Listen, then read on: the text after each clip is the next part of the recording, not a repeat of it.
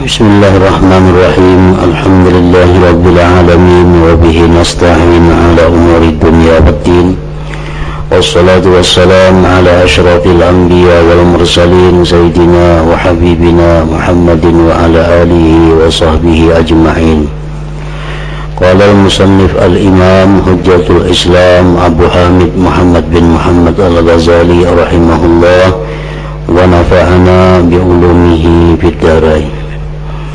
Wa hukiya an ba'dil khaifin annahu awsa ba'da ikhwanih faqala idza hadaratnil wafat faq'ud inda ra'si fa in ra'aitani muttu 'ala tauhid fa khudh jami'a ma amlikuhu fashtarihi lawzan wa sukkaran fashtari bihi lawzan wa sukkaran wansurhu 'ala sibyani ahli al-balad wa qul hadha urusul munfalid wa in muttu 'ala ghairi tauhid fa a'limin nasa bidzalik hatta la yaghtarru bi syuhudi janazati liyahdura janazati man ahab ala basirah li'alla yalhaqani ar-riya ba'da al-wafat. Qala wa bima 'alamu dhalik fa dzakara lahu 'alamah fara'a 'alamat at-tauhid 'inda mautihi fashtara as-sukkara wal lawza wa farraqahu. Wa kana sahlun yaqul al-murid yakhafu an yubtala bil ma'asi wal 'arif yakhafu an yubtala bil kufri. Wa kana Abu Yazid yaqul idza tawajjahtu ila al-masjid ka'anna fi wasati zunnara akhafu an yudhhaba bi ila al-bi'ati wa baitin nar hatta adkhula al-masjida fayanqati'u anni zunnar fa hadha li fi kulli yawm 5 marrat ila akhirih. Makna kalamul Imam Al-Ghazali rahimahullah wa nafa'ana bi ulumi. Diceritakan dari sebagian orang-orang yang takut kepada Allah bahwasanya ia berwasiat. Orang yang takut kepada Allah tadi berwasiat kepada sebagian saudaranya. Wasiatnya adalah apabila wafat akan mendatangiku maka duduklah engkau di sisi kepalaku. Apabila kamu melihat aku meninggal atas tauhid, aku meninggal atas keadaan Islam, maka ambillah semua harta milikku, kemudian belikanlah harta milikku itu pada lauz buah badam dan gula, lalu bagi-bagikanlah kepada anak-anak kecil penduduk negeri. Katakanlah ini adalah pesta perkawinan orang yang terlepas dari bahaya. Itu wasiatnya. Bila aku dalam sakaratul maut, ikang duduk di pintang kepala aku. Nah, kalau aku sudah meninggal dunia dalam keadaan Islam, maka harta benda milikku itu tukarakan buah-buahan dan gula-gulaan. Kemudian bagi kepada anak-anak kecil penduduk negeri ini. Katakan ini merupakan pesta perkawinan orang yang terlepas dari bahaya. Dan jika aku meninggal atas selain tauhid, andai kata aku mati kada membawa iman, maka beritahukanlah manusia dengan yang demikian. Amun aku mati dalam keadaan kada beriman, amun aku mati dalam keadaan tidak agama Islam, beritahukan orang lain, umumkan kepada manusia bahwa aku Pulan bin Pulan matinya su'ul khatimah. Tujuannya apa? Sehingga mereka manusia-manusia tidak tertipu dengan mendatangi jenazahku. karena mengkada diumumkan orang datangan kena menghantar jenazahku dan dikira aku mati dalam keadaan Islam. Jadi supaya orang jangan tertipu, umumkan supaya mendatangi jenazahku orang yang menyukai aku dengan mengetahui secara benar, supaya aku tidak terkena ria sesudah mati. Itu wasiatnya. Bila aku mati dalam keadaan tidak Islam, umumkan kepada manusia supaya mereka jangan tertipu. Kayaknya menziarahi kuburku manusia, dikira aku mati baik, padahal aku mati dalam keadaan kada Islam. Supaya orang jangan tertipu, umumkan. Sebagian saudaranya itu berkata, mendiwasiati ini betakun, dengan apa aku tahu yang demikian? Kayak apa aku tahu pada ikan ini mati dalam Islam, ikan mati dalam keadaan tercabut iman, apa tandanya? Dengan apa aku tahu yang demikian? Maka disebutkan kepadanya tanda. Tandanya macam ini. Nah, ujar orang yang takut kepada Allah tadi, bila aku mati tanganku itu masih menggenggam tangan ikam, berarti aku mati dalam keadaan Islam. Tapi bila aku mati tanganku ini lepas daripada tangan ikam, berarti aku mati lepas daripada iman. Itu tandanya.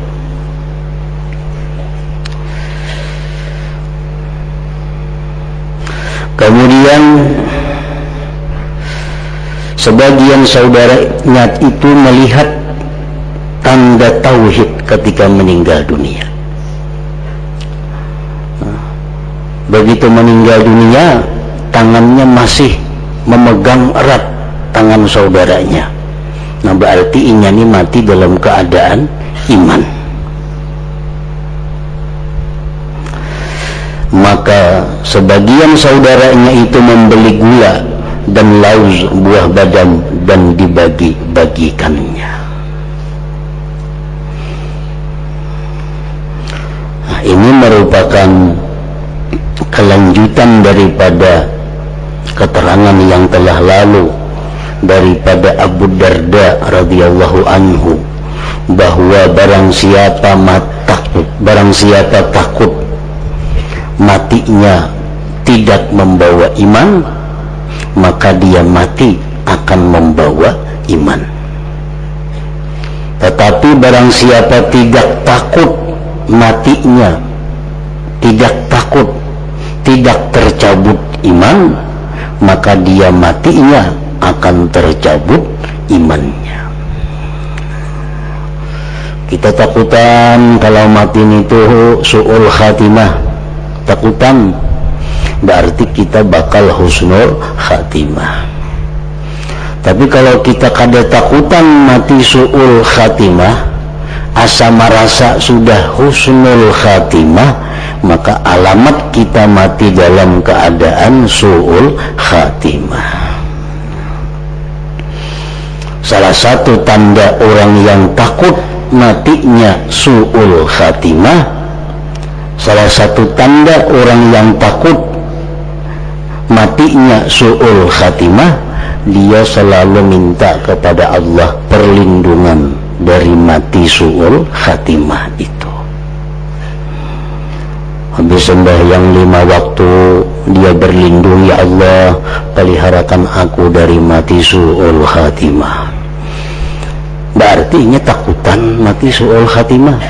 Bila takutan, nah bakal selamat, bakal husnul khatimah. Tanda orang yang kada takutan su'ul khatimah, kada berdoa-doa, meminta-minta aja kada lawan Tuhan, kada ada minta husnul khatimah, kada ada berlindung dari su'ul khatimah. Nah berarti orang ini merasa aman, kada takutan. Nah kalau demikian berarti bakal matinya jahat, bakal matinya tercabut imannya.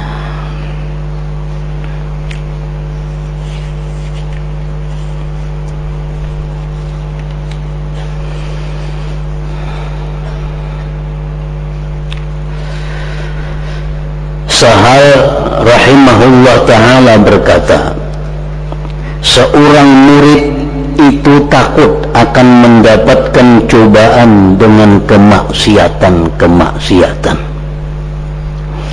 Dan orang yang arif itu, orang yang ma'rifat itu takut akan mendapatkan cobaan dengan kufur. Orang-orang biasa, orang-orang yang masih muridnya takutan kalau jatuh ke dalam maksiat. Kalau orang yang mengenal Allah, bukan hanya maksiat yang dia takuti, kafir dia takut. Sebab kada ada satu jaminan kita hari ini Islam, esok masih Islam. Kada ada jaminan bahwa kita hari ini menuntut ilmu, beribadah, kada ada jaminan kita mati bakal selamat. Nah, oleh karena itu mereka takut akan kafir, takut akan matinya tidak membawa iman.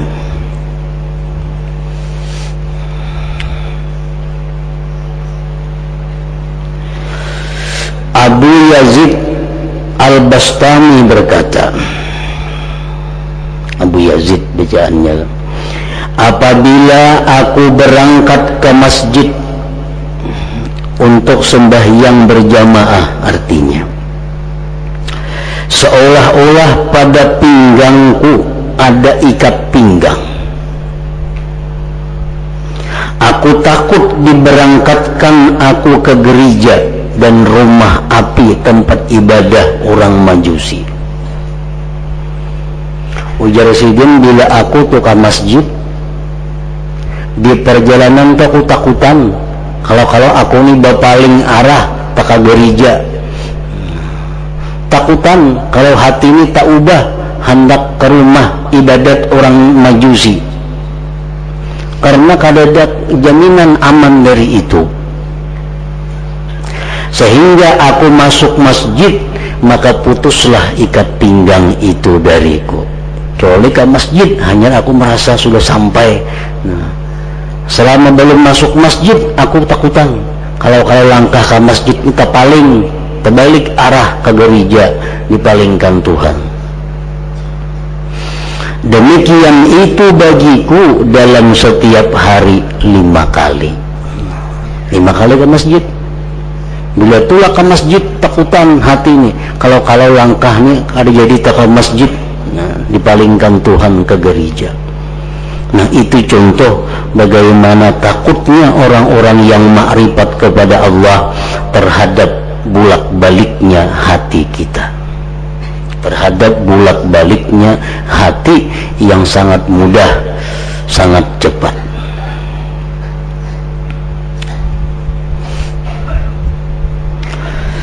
Diriwayatkan dari Al-Masih alaihi salatu wassalam bahwasanya beliau berkata, Nabi Isa alaihi salatu wassalam, wahai golongan Hawariyin, ini sahabat-sahabat Nabi Isa, kamu semua takut melakukan maksiat, sedangkan kami golongan para nabi merasa takut akan kafir.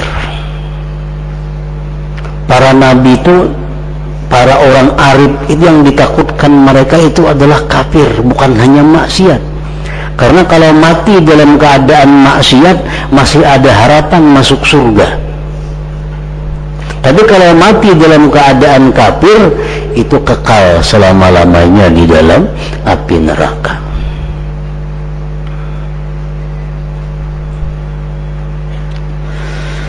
Dan diriwayatkan pada khabar-khabar anbiya, para nabi, bahwasanya seorang nabi mengadu kepada Allah Ta'ala akan lapar, kutuk, dan tidak berpakaian beberapa tahun, dan adalah pakaiannya bulu binatang. Nabi ini sudah bertahun-tahun dalam keadaan lapar, susah, lalu minta kepada Allah, minta dikenyangkan, minta pakaian.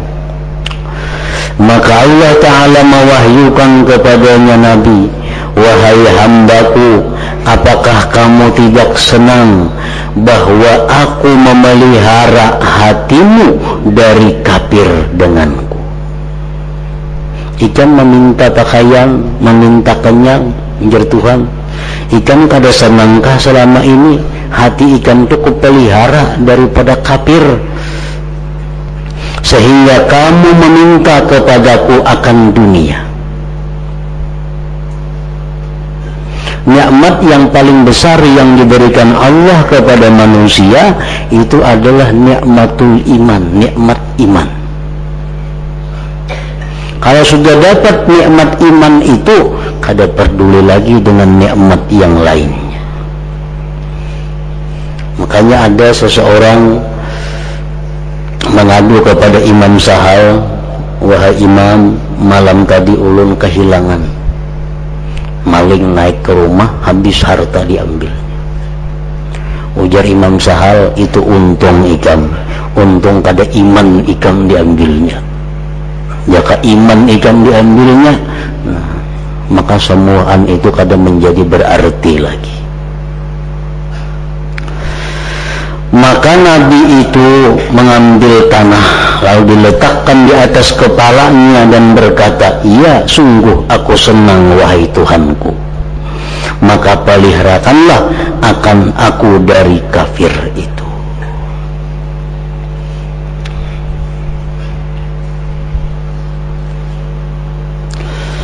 Apabila adalah takutnya orang-orang yang sudah ma'rifat itu dengan tetapnya telapak kaki mereka dan kuatnya imannya.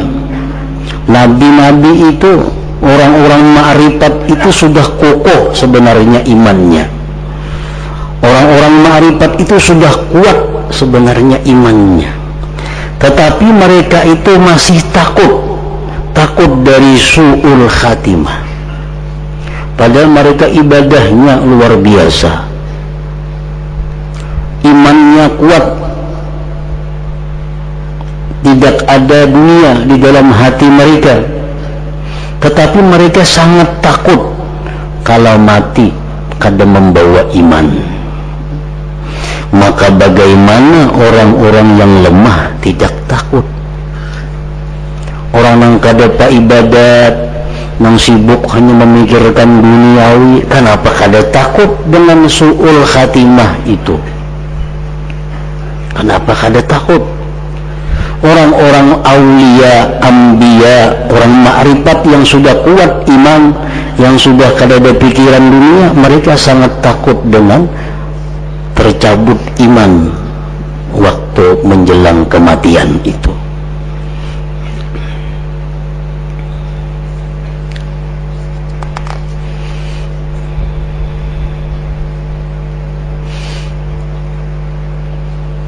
Jadi su'ul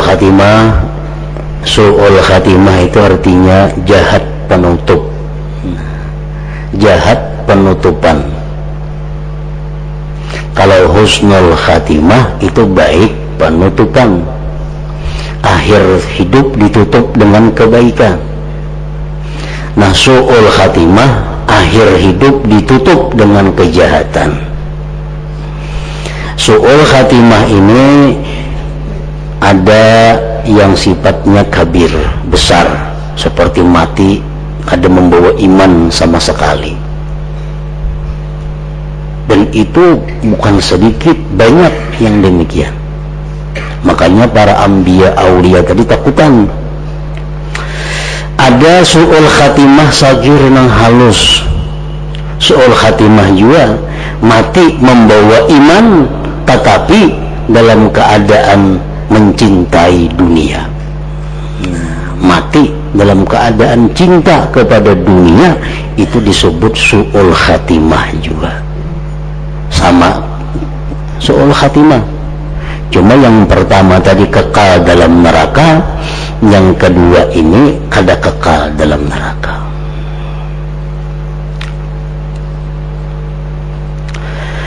Su'ul khatimah itu memiliki beberapa sebab yang mendahului atas kematian. Artinya su'ul khatimah itu ada sebab-sebab di waktu dia masih hidup yang akibatnya mati dalam keadaan jahat tadi, seperti perbuatan bid'ah. I'tikadnya umpamanya i'tikad yang bid'ah, inya ma'iktikadkan sesuatu i'tikad yang kada dikenal pada masa Rasulullah sallallahu alaihi wasallam, seperti ma'iktikadkan jahatnya sebagian sahabat Nabi. Nah, itu i'tikad bid'ah, karena di zaman Nabi i'tikad seperti itu kada dikenal. Seperti ma'iktikadkan jahatnya sebagian keluarga Nabi, itu i'tikad yang tidak dikenal pada masa Nabi. Di masa Nabi itu yang dikenal adalah sahabat itu orang-orang yang dipuji, orang-orang mulia. Keluarga Nabi itu orang-orang yang dipuji dan orang-orang mulia. Itu i'tikad yang dikenal di masa Nabi. Kalau kita mengiktikadkan bahwa sebagian daripada sahabat Nabi itu ada yang celaka, Abu Bakar semuanya kita i'tikadkan celaka, Sayyidina Umar. Nah, ini i'tikad bid'ah yang tidak dikenal di zaman Rasul. Nah, kalau kita demikian halnya, itu adalah petunjuk jalan untuk mati su'ul khatimah.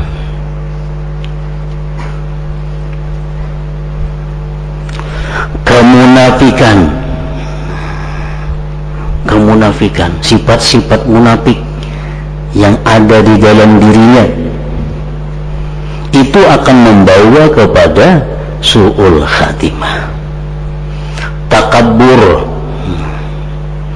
dan sejumlah sifat-sifat yang tercela, terutama sifat-sifat yang dikatakan oleh Rasulullah sebagai sifat yang orang mukmin tidak bersifat dengannya.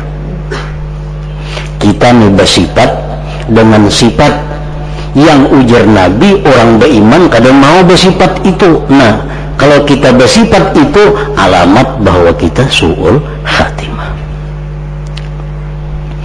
Contohnya ujar Nabi kita, khaslatani la yajtami'ani fi mu'minin. Ada dua perkara yang keduanya itu kada mau berhimpun pada orang beriman. Nah, orang beriman kada mau bersifat nang ini. Nah, kalau kita bersifat ini, tanda artinya kita su'ul khatimah. Yang pertama, al-bukhlu, kikir. Kikir. Orang beriman, ujar Nabi, tidak ada yang bersifat kikir. Bila kita bersifat kikir, berarti kita ada beriman ngarannya, alamat matinya su'ul khatimah.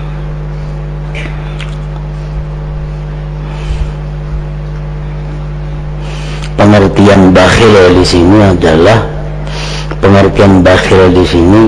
merasa memiliki harta yang dianugerahkan kepadanya dan menganggap orang lain tidak ada hak dengan harta itu bakhil.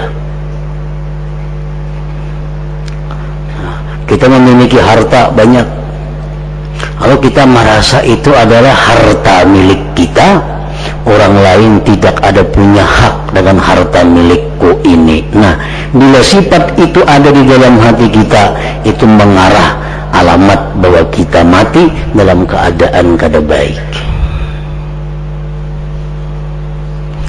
Yang kedua, yang tidak ada pada diri orang yang beriman, su'ul khuluq, jahat budi pekerti.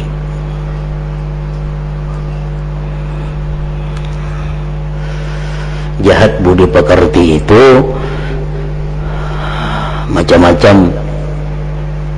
Sekada-kadanya inya menuntut orang lain untuk menunaikan hak dirinya, sedangkan dia tidak menunaikan hak orang lain. Nah, itu sudah buruk budi pekerti ngarannya. Hendak orang lain aja lawan sawab itu seorang kada lawan orang lain. Nah, itu buruk budi pekerti. Itu kada ada dalam diri orang yang beriman. Bila demikian ada pada diri kita, itu mesti dihilangkan, karena itu adalah petunjuk yang mengarahkan kepada mati dalam keadaan jahat. Perbuatan bid'ah, kemunafikan, takabur, dan sejumlah sifat-sifat yang tercela. Oleh karena itu para sahabat bersangatan takut dari kemunafikan, sehingga Al-Hasanul Basri berkata, jikalau aku tahu bahwa aku terlepas dari kemunafikan, niscaya itu lebih aku sukai daripada sesuatu yang terbit atasnya matahari. Artinya, andai kata aku nih tahu bahwa aku nih terlepas dari sifat munafik, aku rela memberikan seluruh yang kumiliki, walaupun itu seperti dunia besarnya. Andai kata ada yang menjamin bahwa ikam itu mati selamat kada bakal munafik, ada yang menjamin kayak itu, udah sini sabigi dunia aku bayari, andai kata aku bayisi dunia, asa ada yang menjamin kayak itu.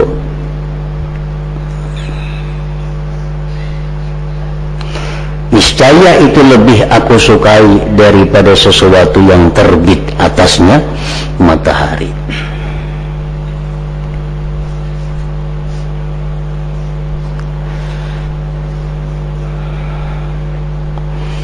Rasulullah sallallahu alaihi wasallam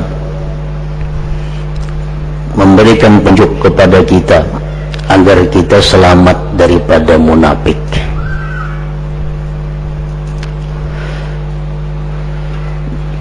Berbagai macam cara, berbagai macam amaliyah yang diajarkan oleh Nabi agar kita terhindar daripada sifat kemunafikan, karena sifat kemunafikan tadi mengarah kepada mati dalam keadaan jahat.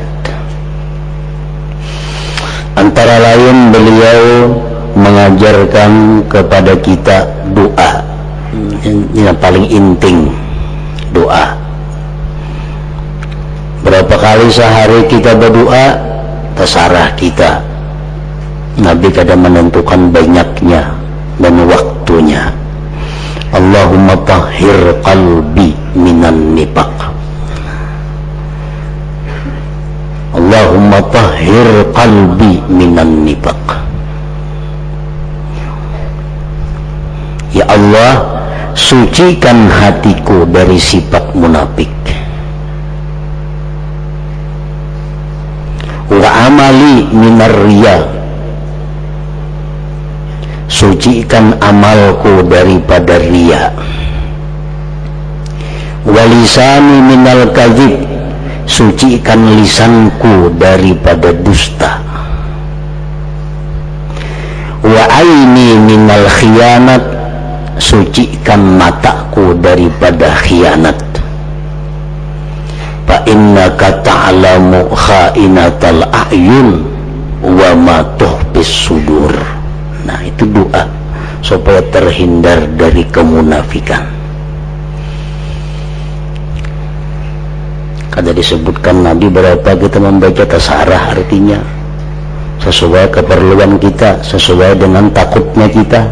Makin kita takut, makin banyak membacanya. Allahumma tahhir qalbi minan nifaq, wa amali minar riya, wa lisani minal kadhib, wa aini minal khiyanah, fa innaka ta'lamu kha'inatal a'yun wa ma tuhbis sudur. Sucikan hatiku dari kemunafikan, sucikan amalku daripada riya, sucikan lisanku dari dusta, sucikan mataku dari khianat. Bahwa engkau mengetahui khianatnya mata dan yang menyembunyikan oleh hati. Tuhan mengetahui itu.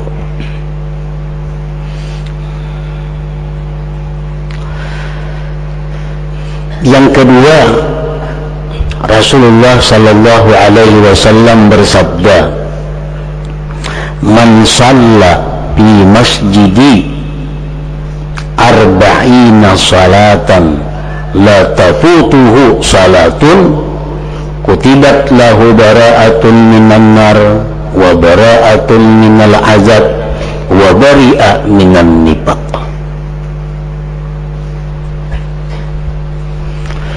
Barang siapa, ujar Nabi, yang sembahyang di masjidku, di Madinah situ, Masjid Nabawi, 40 sembahyang fardu, tentunya berjamaah. Tidak keluputan akan dia satu sembahyang pun. Artinya sembahyang itu berturut-turut 40 waktu. Sembahyang berjamaah di Masjid Nabawi berturut-turut 40 waktu. 8 hari kah hitungannya? Ditetapkan bagi dia terlepas dari neraka, terlepas dari azab, terlepas dari sifat kemunafikan. 8 hari di Madinah sembahyang ke Masjid Nabawi berjamaah, jangan taliu-liung, 40 waktu berturut-turut, la tafutuhu salatun. Nah, itu amalan untuk terhindar dari sifat kemunafikan.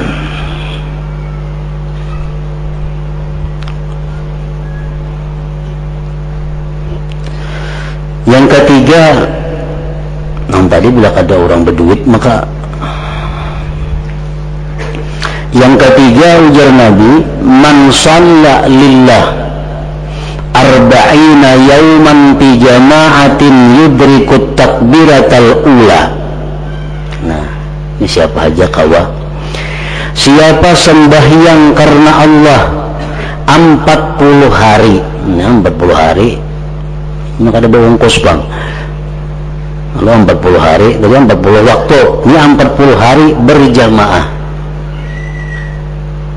Memperdapati dia akan takbiratul ula imam.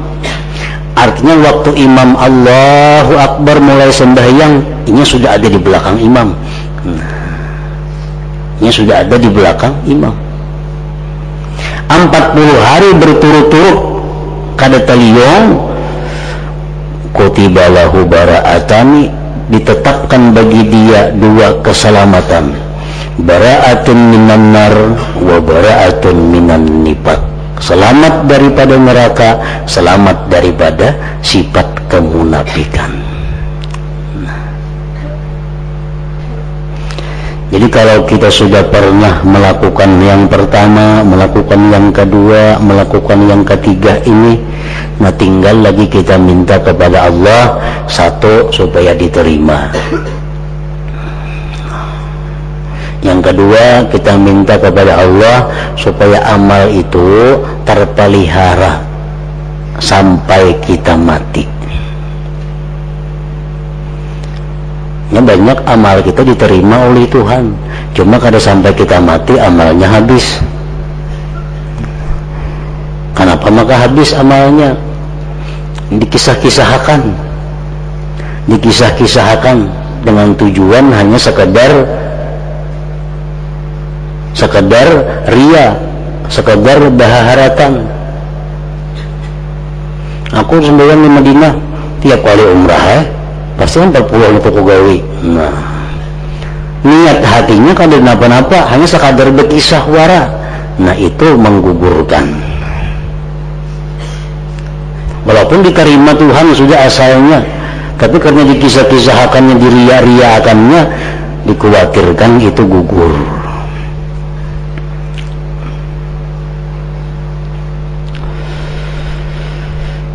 Allahumma tahhir qalbi minan nifaq wa amali minar riya wa lisani minal kadhibi wa aini minal khiyanati fa innaka ta'lamu kha'inatal a'yun wa ma tukhfis sudur. Nah, itu doa supaya terhindar dari kemunafikan.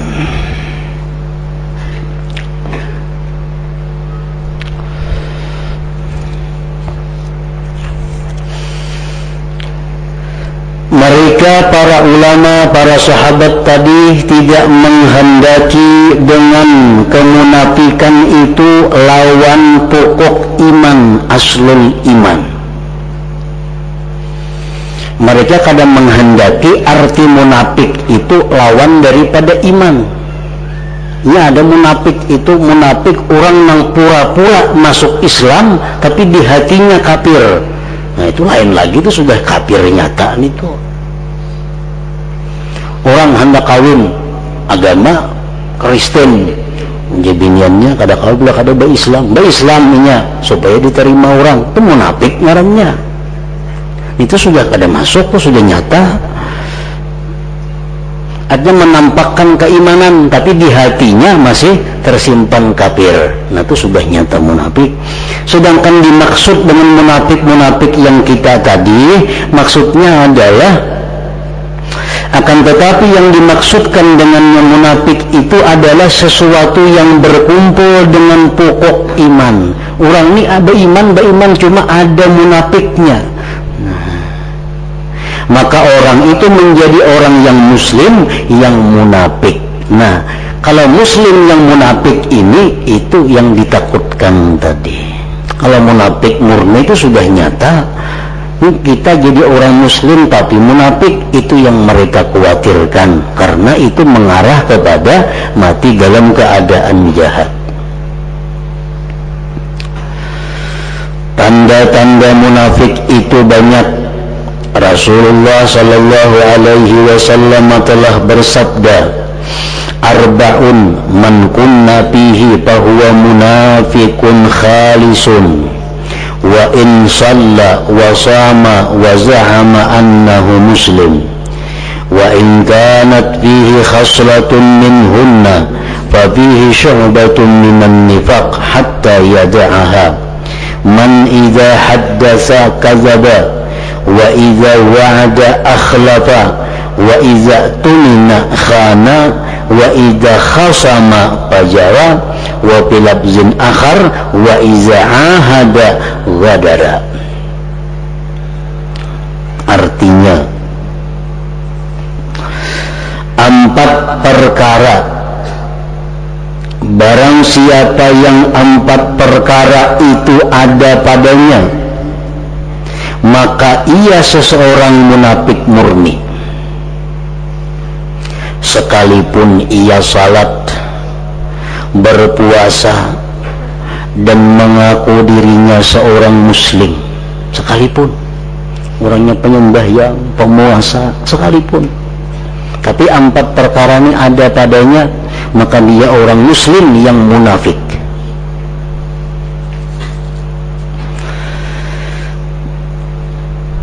Dan jika ada padanya 1 perkara dari 4 perkara itu, maka padanya terdapat 1 cabang dari kemunafikan sampai ia dapat meninggalkannya, yaitu apabila berbicara maka ia berdusta. Artinya orang ini dikenal sudah sebagai banyak dusta, dikenal. Siapa orang bawa kabar teh si pulan dah kok yakin menitu buah berjalan. Nah, artinya orang terancak berdusta.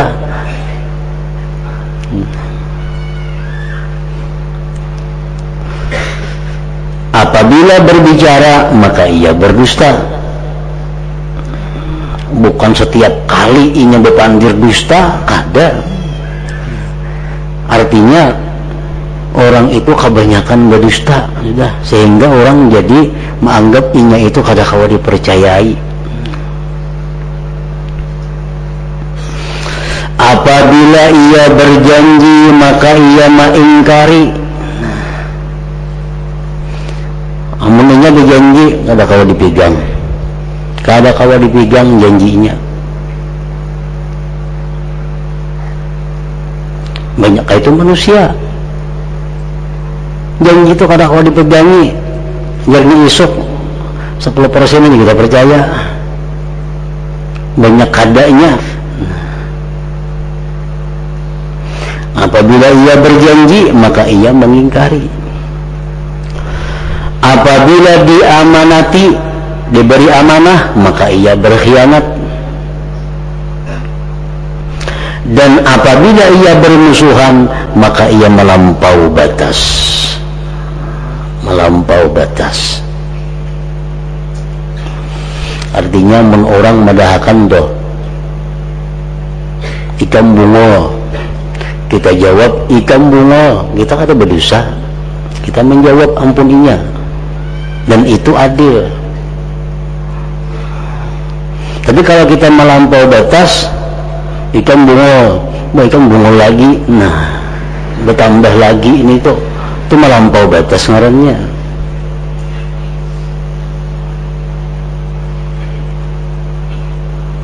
Membalas kezaliman, sekedar kezaliman itu adalah adil. Adil. Tapi kalau kita kadang membalas kezaliman orang, ngarannya ihsan. Kalau kita melampau batas daripada kezaliman orang, ngarannya kita yang zalim. Dan apabila ia bermusuhan maka ia melampau batas. Dan pada lafaz lain disebutkan apabila ia berjanji maka ia menyalahi. Nah, itu sifat-sifat kemunafikan yang diterangkan oleh Rasulullah sallallahu alaihi wasallam dalam satu hadis ini. Dalam hadis-hadis yang lain ada juga Rasulullah lagi menerangkan sifat-sifat kemunafikan yang selain ini, yang dipaham oleh para sahabat Nabi sallallahu alaihi wasallam. Nah, dari situ para sahabat dan para tabi'in menafsirkan arti nifaq.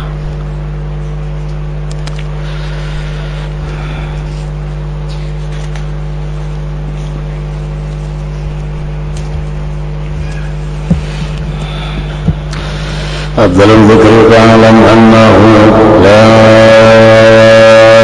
ilaha illallah Muhammadur Rasulullah, la ilaha illallah Muhammadur Rasulullah, la ilaha illallah Muhammadur Rasulullah, la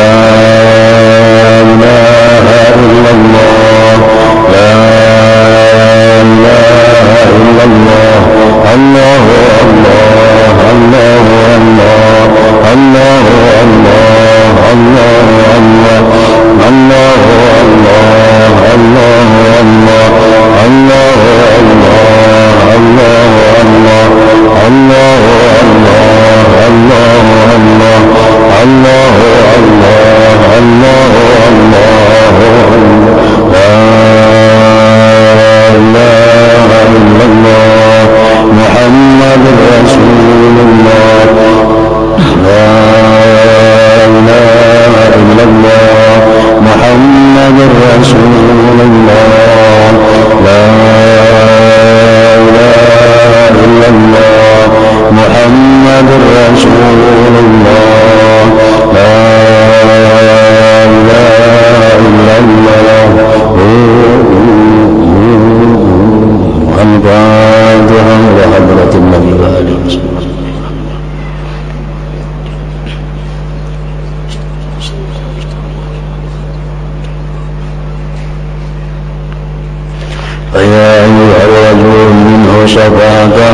صلوا عليه سلموا تسليما اللهم صل وسلم وبارك عليه